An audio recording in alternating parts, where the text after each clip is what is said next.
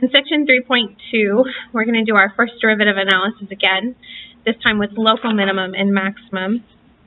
So we're going to start with our first derivative test.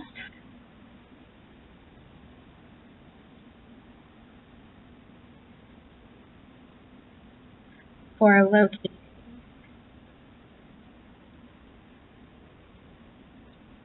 local extrema.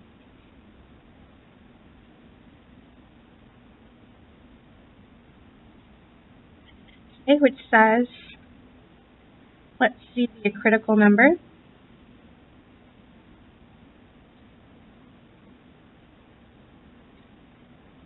Of a continuous function. You'll remember that a critical number is a place where our derivative is either 0 or where the derivative doesn't exist or where the function is not differentiable. So if f is differentiable,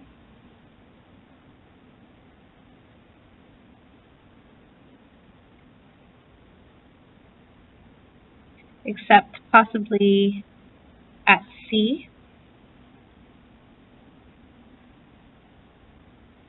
then f of c is either 1, a relative maximum, or local maximum,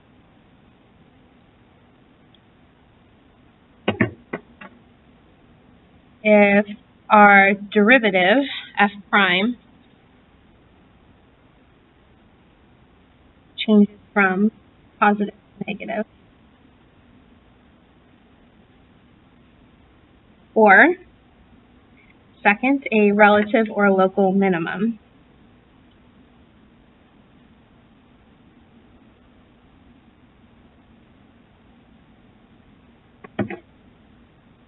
If our derivative changes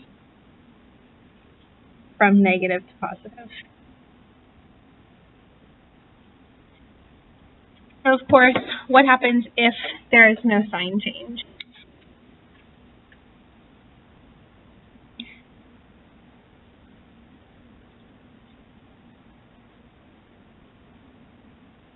If there's no sign change at c,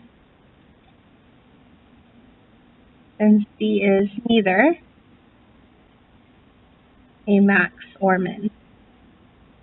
Well, that makes sense.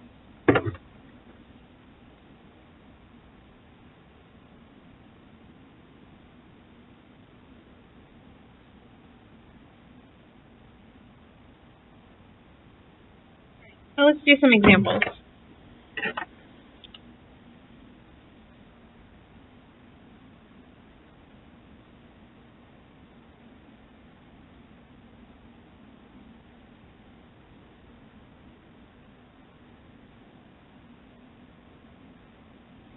So find all critical numbers and identify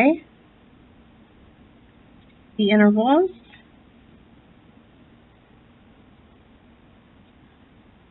on which each function is increasing or decreasing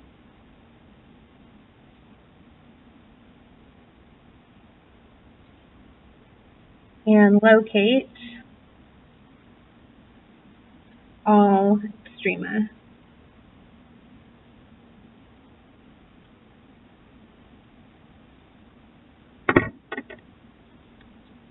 So example 1, start with the function x cubed minus 6x squared plus 15. To find all of our critical numbers, we want to first think about anywhere where the function might not be differentiable. This is a nice polynomial, so it should be smooth and continuous. Okay, so it's everywhere differentiable. And then we want to actually find the zeros of the derivative. So step 1, critical numbers, zeros of the derivative. We get 3x squared minus 12x is equal to 0. We'll factoring here. And I have critical numbers, x equals 0 and 4. All right, on to step 2. Identify the intervals where the function's increasing or decreasing. So we did this in objective 1. It was our first derivative test. So step 2, our first derivative test. We need to label our number line x prime. We're going to plot our critical numbers on here. 0 is 0 of the derivative, and 4 is also a 0 of the derivative. And then we want to test our intervals. So we're going to plug in -1, 1, and 5 for our test values. Remember, we're plugging these numbers into our derivative back here. So I'm going to go with the second step here. If I plug in -1, we're going to get -3 times -5. 2 negatives makes positive. If I plug in 1, we'll get a positive times a negative is a negative, and plugging in 5 gives us 2 positives.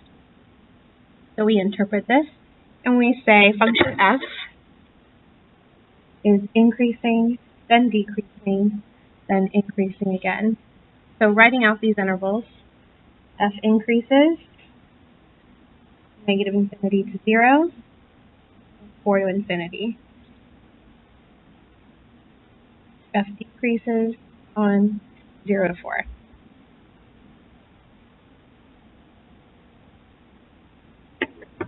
Step 3 is locating the extrema.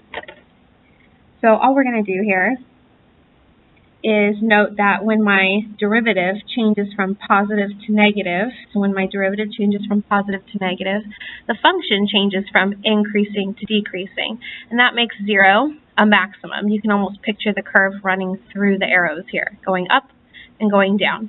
So this is a relative maximum here at 0.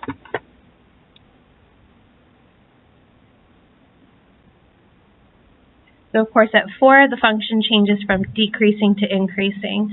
So that's our derivative changing from negative to positive, or our function changing from decreasing to increasing is a relative minimum. We'll add those in. Relative max at x equals 0, and relative minimum at x equals 4. So we can locate their x values. We could also find these coordinate pairs. If we were to plug these values back into our function, we could state exactly where that relative min and relative max occur. For now, we'll just leave it until we're asked for that. And we have a little question to answer here.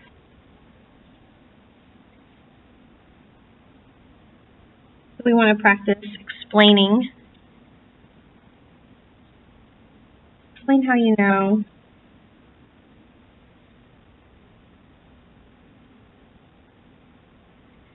there's a relative max at x equals 0. And what's important about this question is we used our first derivative test to figure this out. So in our explanation, we want to talk about the first derivative in our explanation. We don't want to talk about what the function is doing. We want to talk about what the derivative is doing. So we'll say there's a relative maximum at x equals 0.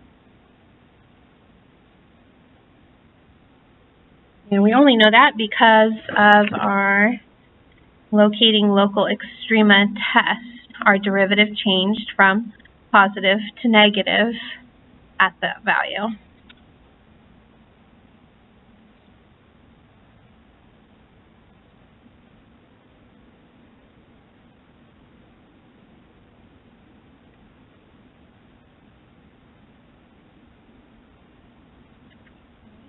So that's all. I just want you to know you need to be specific about talking about the first derivative and not the function itself, what it was doing. Okay. So let's move on to another example.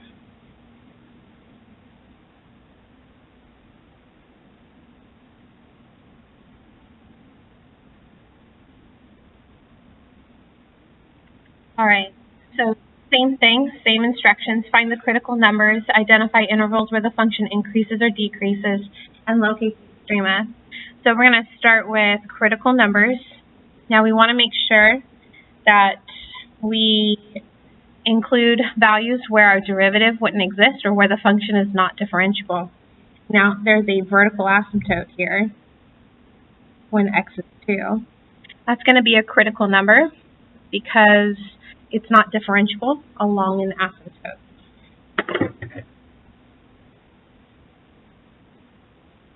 My critical numbers, I know I have 2. And then I would also have values where our derivative here is going to be equal to 0.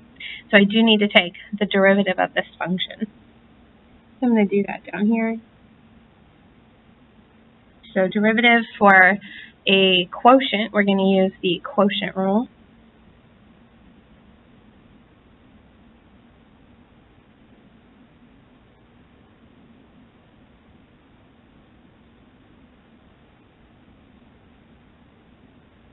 Okay, so here's my derivative, and then what we want to do is set it equal to 0.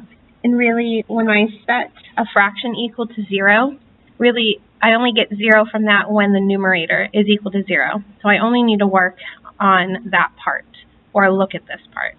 So I'm just going to look at the numerator here. We're going to multiply this out. Minus 3x. Minus 4x plus 6 minus x squared plus 3x plus 4 equal to 0. Okay, combining some like terms here, 2x squared minus x squared is x squared, negative 7x plus 3x is negative 4x, and 6 and 4, 10. Okay, so this is a nice quadratic, but it won't factor. So the only way to find the values of x here that I need would be with the quadratic formula or completing the square. So I'm going to do the quadratic formula real quick here.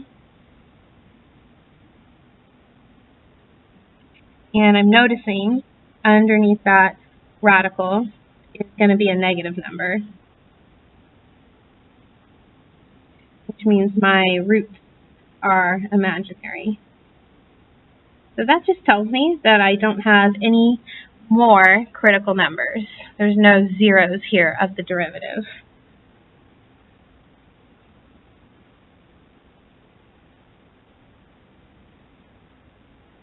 So going back, my only critical number then is 2. And this is the only value that I have to test around. Okay, so step 2. We want to find out where the function is increasing or decreasing. So we test our first derivative, only over 2. And notice this time, at 2, the derivative doesn't have a value of 0. It won't exist. Okay, here's my derivative. If x is 2, I get 0 in the denominator. So it does not exist at 2. And then we'll test on either side of it. So if I plug in, let's say, 0 to our derivative, we're going to get a positive. And let's say I plug in a big positive number over here. I'm also going to get a positive. So all this tells me about my original function g is that it's increasing everywhere except at 2. So if there's no sign change at 2, then 2 can't be a min or max. And that makes sense because at 2, it's just a vertical asymptote. There's no point there. Nothing's happening in the graph. Okay? So there's just an asymptote running through my graph, and it just increases on both intervals. So we'll just say g is increasing. Negative infinity 2, and 2 to infinity.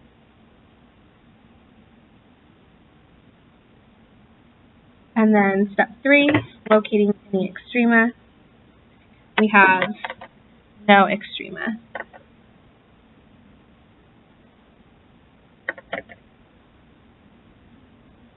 And that's because g prime has no sign change.